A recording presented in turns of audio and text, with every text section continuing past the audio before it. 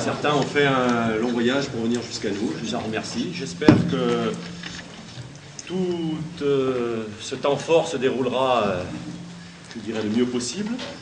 Il a été possible grâce à de nombreuses compétences et aides. Je tiens à remercier déjà le Bureau de la coopération internationale qui nous a aidés à mettre en place ces journées, le Conseil régional, le Conseil général, la communauté de communes, la mairie de Vic-en-Bigorre et bien sûr je voudrais associer tous les personnels des 2 lycées agricoles de Tarbes et de Vic.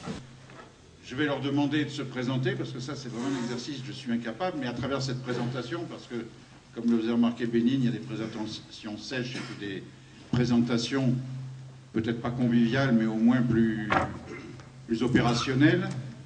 Je vais leur demander de se situer par rapport au débat qui est le développement local. Alors en fait, on a décidé d'utiliser les journées de coopération pour faire exposition. Comme ça, on s'est dit que c'est un bon moyen d'avoir du public. En plus, comme il va y avoir des élèves, c'est surtout les jeunes qui vont pas vers l'art. Alors on a dit bon moyen aussi d'amener les jeunes vers l'art. Donc après, on a pris contact avec M. Silvio Brianti, ici présent, qui est responsable de la galerie d'art L'Art en Stahl à Pouzac, près de Bagnères. Je voudrais remercier aussi les personnes qui nous ont aidés et soutenus pour ce projet. C'était pas facile à mettre en place. Puis, je remercie quand même tout particulièrement M. Silvio Brianti de nous avoir fourni les œuvres et de nous avoir aidés. Merci.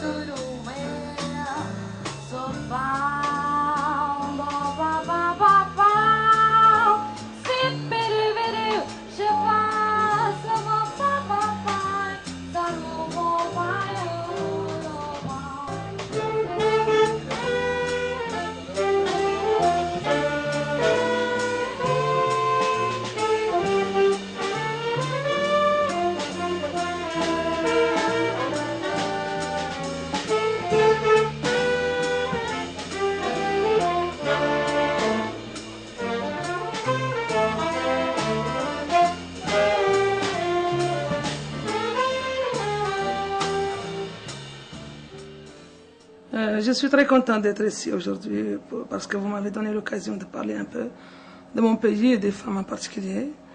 Je me présente d'abord, je suis Amélie Mouloud, je suis la responsable de la condition féminine au niveau du Barakna et donc en Mauritanie. J'encadre les femmes au niveau de cette région parce que je représente la secrétaire d'État à la condition féminine au niveau de cette région. Et le secrétaire d'État, il est à charge d'organiser, d'encadrer, et de trouver des financements et de former les femmes, les enfants aussi, et disons la femme et donc toute la société au niveau de la Mauritanie. On encadre les femmes, on essaie de les organiser. Au niveau de ma région, on a 540 coopératives féminines qui existent. Et dans ces 540 coopératives, elles font de l'artisanat, elles font du maraîchage, elles font de toutes sortes d'activités qu'elles peuvent faire. Et cela nous sert aussi de tribune pour véhiculer les différents messages que nous voulons relatifs à la santé, à l'éducation, à la scolarisation des filles, à la lutte contre les pratiques néfastes à la santé des filles et des femmes, qui existaient beaucoup, surtout dans notre région, telles que l'excision, telles que le gavage, le mariage précoce, les divorces répétés. Pour justement nous aider à changer un peu les mentalités, on se sert de tous les canaux possibles. En particulier, c'est des hommes religieux parce qu'ils sont très écoutés dans notre société, parce que nous sommes des musulmans tous. Et tous les hommes partent à la mosquée au moins 5 fois par jour. Il y a la prière du vendredi où tous les hommes sont tenus d'être présents. Donc, il ne faut pas que la sensibilisation soit seulement par les femmes et pour les femmes, mais il faut que les hommes participent. Et comme il y a une volonté de l'État justement que les femmes soient participe à tout le développement et à tous les côtés, et ensuite qu'on puisse arriver tous ensemble à changer un peu les mentalités. Et comme les ulama se sont organisés, c'est-à-dire les hommes religieux, se sont organisés dans une structure nationale, et ils ont un bureau national qui est reconnu et qui travaille avec tous les partenaires, que ce soit les ministères et autres. Le secrétariat d'État, la condition féminine, a entrepris justement, en collaboration avec ses partenaires, de financer des campagnes de sensibilisation du grand public en collaboration justement avec ces ulama. Et ils partent dans chaque wilaya, c'est-à-dire les régions, et ils font des émissions aussi télévisées et avec la radio, et même avec les journaux aussi certains, pour justement sensibiliser le grand public, disons, sur tout ce qui touche la santé des femmes, des filles. Je remercie la commune de Vic-en-Bigorre qui m'a permis d'être ici dans ces journées, parce que je n'ai pas enrichi avec ça. Et arrivé à Alleg, dans ma région, je pourrais justement avoir d'autres idées de la coopération et comment justement transformer tout ce que j'ai appris ici, tout ce que j'ai vu ici avec les femmes françaises et les hommes et toutes les composantes de cette conférence, c'est-à-dire des personnes qui ont participé, comment je pourrais justement transposer cela au niveau de mon travail quotidien pour justement un peu améliorer ma méthode de travail et améliorer les conditions par là de vie des femmes. Donc c'est là aussi faire voir l'intérêt de l'échange, de l'expérience réciproque que j'ai eue. Et c'est là aussi que je me félicite. Je félicite la commune et la commune de Vic-en-Bigorre et celle d'Alleg d'avoir atteint ce degré réellement de coordination et de partenariat qui est très important pour nous.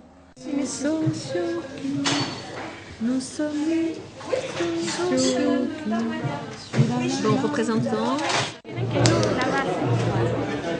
Alors donc, après ces 2 ans de préparation, j'ai dit avec Moi, en 94, j'étais à Angers. Et le poisson, là, je l'achetais à combien de francs français? 15 francs, 20 francs. Ouais, c'est cher. Chez moi, ça coûte même pas longtemps. Combien? Non, les langoustes. Moi, nous, on les mange comme ça, on jette au bord de la mer. Vous, ça coûte tellement cher. Ouais, mais c'est cher, non? Langouste, ça coûte quoi? 50 balles? Ouais, 50 balles au moins. Nous, chez nous, les enfants, ils jouent avec. C'est bien, j'ai mis la petite salle au fond du gymnase, on se retrouve. Moi, j'ai mis derrière le gymnase. Derrière. Tu vas dire bien derrière le gymnase, on a une réunion.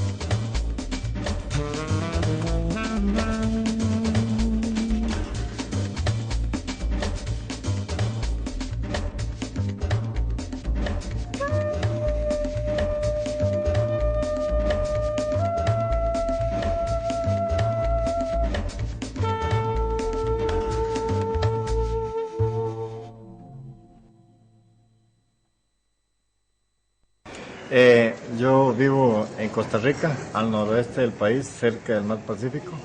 Donc je vis au Costa Rica, au nord-est du pays, près de l'océan Pacifique. Donde mi pueblo es un pueblo pequeño, de 6.000 habitantes. Je vis dans un village de 6.000 habitants. Donde producimos café, caña de azúcar, maíz, frijoles. Donc où nous produisons du café, du maïs, de la canne à sucre, des haricots rouges, árboles frutales, des arbres fruitiers, ganado, et du bétail. Especialmente en campo de la leche. Et le bétail donc est surtout dédié donc au lait. ¿Puedes decirnos en el precio del café cómo se pasa? Es decir, cuánto se paga el café, cuánto tienes tú y cuánto hay la Fundación Hijos del Campo o algo así? Bueno, nosotros ahorita en la región nos unimos 8 cooperativas y formamos el consorcio de coopérativas Co-Café RL. Donc pour le moment, donc, nous avons regroupé ensemble 8 coopératives qui fondent un espèce de consortium, un groupement de coopératives qui s'appelle Co-Café. Eso por la razón de que los precios el café tiene muy bajos precios. Ceci pour la raison que les cafés, le cours du café et les prix sont très bas. Y CoCafé ha logrado introducirse en los mercados alternativos acá en Europa. Et donc CoCafé nous a permis de nous introduire dans le commerce équitable. Les pays européens donc sont venus pour nous agréer pour le commerce équitable. Donde el comercio equitable nos paga por un porcentaje de un 35% que vendemos a los mercados alternativos, un sobreprecio. Donc actuellement, le prix que nous paye le commerce alternatif, il appelle le commerce alternatif, est de 35% supérieur donc au prix qu'ils vendent sur le reste du marché. Bonjour. Monsieur le ministre, bonjour. Monsieur Lamont vient de Saint-Léger et travaille au lycée agricole de Vigor. Nouveau maire de Saint-Léger. Hélas. Il a trop qui pour vous ou pour Saint-Léger? Ça, c'est tout le staff, c'est une partie du staff d'organisation. On se connaît, quoi. Bon. Bonjour.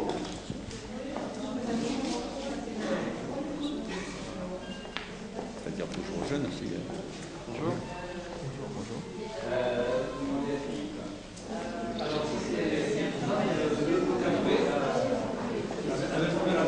Monsieur le ministre, s'il vous plaît. Pour un projet d'études, on vend des produits de commerce équitable. Donc on avait du café, du chocolat. Est-ce qu'au ministère de l'Agriculture, on achète le café? Tu bois pas de café, je sais comment on l'achète. Ce serait bien qu'il parce que si je parle de l'Assemblée nationale, le Sénat nous a dit, hein, c'est ça, achète. Alors j'espère que le ministère de l'Agriculture. On va prendre des mesures énergiques.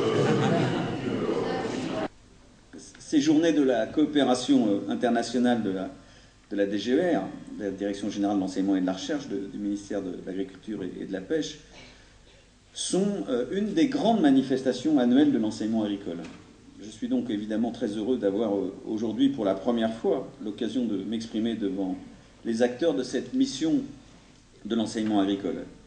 J'en suis évidemment particulièrement heureux dans la mesure où ces journées sont cette année organisées ici, par deux établissements que je connais bien, auxquels je suis particulièrement attaché, le lycée de Vic en Bigorre et celui de Tarbes. Je voudrais d'ailleurs remercier en votre nom à tous et en mon nom personnel les équipes de direction et l'ensemble des personnels de ces deux établissements pour le gros travail qu'ils ont effectué pour l'organisation de ces journées. Je vois que l'établissement de Tarbes a fleuri comme à l'accoutumée cette salle et je veux le remercier. Je tiens à saluer aussi nos amis qui viennent de Belgique, du Burkina Faso, du Canada, du Costa Rica, de Mauritanie, de Jordanie, du Maroc, de Pologne, du Sénégal et de Suède. Merci d'être venus de très loin, pour certains d'entre vous, pour participer à nos travaux et apporter aux acteurs de la coopération internationale vos témoignages et vos encouragements. Je voudrais vous remercier, vous féliciter beaucoup pour le travail que vous faites et pour la magnifique réussite de vos journées. Merci.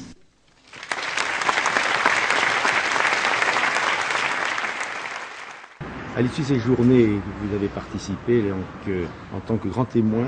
Vous nous avez fait un compte-rendu tout à l'heure fort intéressant. Je voudrais savoir quels sont les mots forts, les mots-clés que vous retiendriez pour qualifier, disons, essayer de donner effectivement les points importants de ces 3 journées, donc à l'issue de ces 3 journées de la coopération nationale de l'enseignement agricole. Les mots forts, le premier mot fort qui me vient à l'esprit, c'est, je l'ai dit tout à l'heure, c'est le mot réciprocité. Quand on fait de la coopération, quand on fait des échanges, ça doit être toujours sur la base de la réciprocité. On donne, on reçoit, et comme on reçoit, on doit rendre. Voilà un peu. Donc c'est le terme réciprocité, c'est le terme échange, et c'est le terme ouverture sur le monde. Et sinon les autres mots forts que je retiendrai, c'est qui me viennent à l'esprit, c'est la richesse des débats. Richesse des débats, très grande concentration aussi dans les débats, très grande écoute. Donc quand on dit que pour faire de la coopération, il faut se mettre à l'écoute de l'autre, eh bien on en a eu le témoignage vivant. Effectivement, tous les participants écouter l'autre partout là où il se trouvait. Avez-vous ressenti cette volonté, ce bénévolat, ce frémissement d'ouvrir effectivement le système éducatif agricole en particulier donc à l'international sur la base effectivement essentiellement du volontariat et de l'engagement personnel, même à travers bien sûr un projet d'établissement? Ah, je l'ai senti très nettement dans les ateliers, moins dans les séances plénières, mais c'est normal, le style des séances plénières se prête moins à ça. Mais dans les ateliers, c'était très très perceptible. Je pense qu'il y a eu déjà un engagement personnel et la richesse des débats était due à cela parce qu'on a affaire à des gens, qu'ils soient enseignants, étudiants et intervenants extérieurs qui sont venus, et en particulier des agriculteurs, parce qu'il y avait des agriculteurs présents là aussi, ou enfin des gens du monde agricole. Ce sont des gens déjà engagés dans un engagement personnel et très profond. Oui. Donc les journées COP, c'était assez intéressant parce que ça nous a permis de rencontrer pas mal de gens, ça nous a permis d'échanger beaucoup de propos. Et moi je suis pas mal resté sur le commerce équitable, donc c'est un sujet que je connaissais pas du tout avant. Et c'est vrai que ça m'a beaucoup intéressé et en fait je pense que puisque un de mes projets est de partir dans les pays africains après mon BTS et d'essayer peut-être de travailler sur le commerce équitable après mon BTS quand je serai en Afrique. Voilà pour moi, ce que m'a apporté un peu ces journées de coopération. Donc en ce qui concerne l'exposition d'art contemporain, on s'était mis en relation avec une galerie d'art qui s'appelle l'Aranstal à côté de Bagnères de Bigorre, donc à 40 km de Vic. Donc en fait, le responsable de la galerie nous a mis en relation avec 4 artistes, il y a 3 artistes locaux et une artiste chilienne. Donc l'exposition avait pour thème en général la nature, l'environnement. Donc en relation avec les journées COP, puisqu'on a pu voir différentes parties, dont le développement durable, le commerce équitable, donc ce sont toutes des choses en rapport avec l'environnement. Et en fait, donc on a pu voir que c'était aussi bien régional que international, et c'était un peu ce qu'on voulait mettre en relation par cette exposition d'art contemporain. Alors, comme il disait, on a réalisé un projet commercial et un projet de communication. J'ai également participé à l'élaboration d'une exposition et à maintenir un stand du commerce équitable. Donc nous, on était spécialisés sur le commerce équitable, on a pu s'intégrer dans une conférence. Donc personnellement, moi j'ai trouvé ça très enrichissant, ça a permis d'avoir de nombreux contacts et voir un peu les différences entre les pays du Nord et les pays du Sud. Sinon, c'était bien. Alors sinon, en ce qui concerne l'image du lycée pendant ces 4 jours, on a pu voir des gros changements comparés à ce qu'on a toute l'année, et ça c'était bien profitable. Je crois que le lycée en avait bien besoin. Donc c'est vrai que ça a été un peu la fête pendant 4 jours. Il y avait beaucoup d'animations, tous les soirs des apéros spectacles avec du djembé, différents groupes de la région qui sont venus réaliser des spectacles, ou des groupes de musique africaine aussi, puisqu'on est dans le développement, on a eu le droit à différents types de musique et différentes manifestations qui venaient de tous les pays, et ça c'était assez intéressant. De même, il y avait une grosse décoration sur le lycée, et on l'a vu sous un autre jour. C'était vraiment très attrayant. Aujourd'hui, ce que ça nous a apporté, c'est assez enrichissant au niveau de la culture générale, et puis aussi pour les années prochaines, je pense que pour la formation, ça nous servira aussi.